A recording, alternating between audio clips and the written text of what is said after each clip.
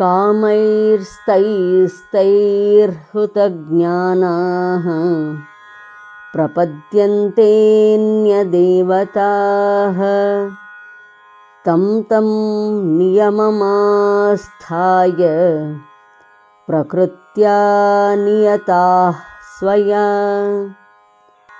ತಮ್ಮ ತಮ್ಮ ಮನಸ್ಸಿನ ಕಾಮಗಳಿಂದಾಗಿ ವಿವೇಕವನ್ನು ಕಳೆದುಕೊಂಡ ಜನರು ತಮ್ಮ ಮನಸ್ಸಿನ ಬಯಕೆಗಳ ಪೂರೈಕೆಗಾಗಿ ಅನ್ಯ ದೇವತೆಗಳನ್ನು ಉಪಾಸಿಸುತ್ತಾರೆ. Those whose discrimination, that is ಜ್ಞಾನ, has been overpowered or robbed by the desires for this and that, influenced by their own nature, they worship various devatas, following the rules and regulations prescribed to please those deities.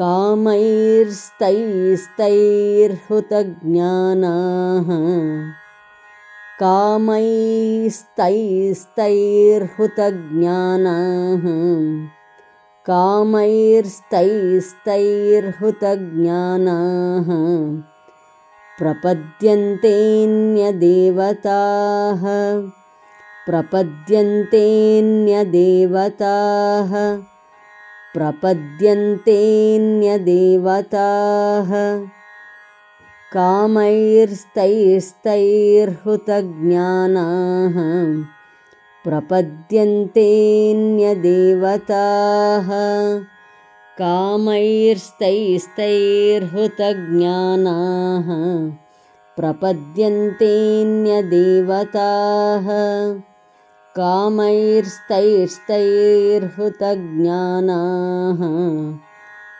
प्रपद्यन्तेऽन्यदेवताः तं तं नियममास्थाय तं तं नियममास्थाय तं तं नियममास्थाय प्रकृत्या नियताः स्वया प्रकृत्या नियताः स्वया प्रकृत्या नियताः स्वया तं तं नियममास्थाय प्रकृत्या नियताः स्वया तं तं नियममास्थाय प्रकृत्या नियताः स्वया तं तं नियममास्थाय प्रकृत्या नियताः स्वया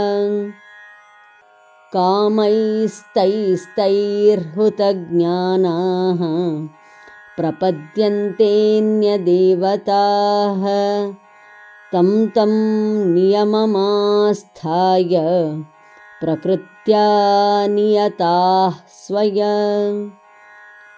कामैस्तैस्तैर्हुतज्ञानाः प्रपद्यन्तेऽन्यदेवताः तं तं नियममास्थाय प्रकृत्या नियताः स्वया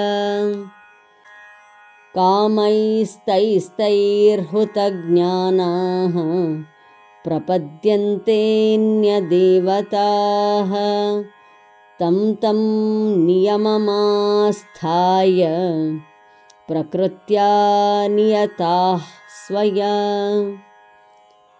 ಧನ್ಯವಾದ. ನಮಸ್ಕಾರ. ಶುಭವಾಗಲಿ.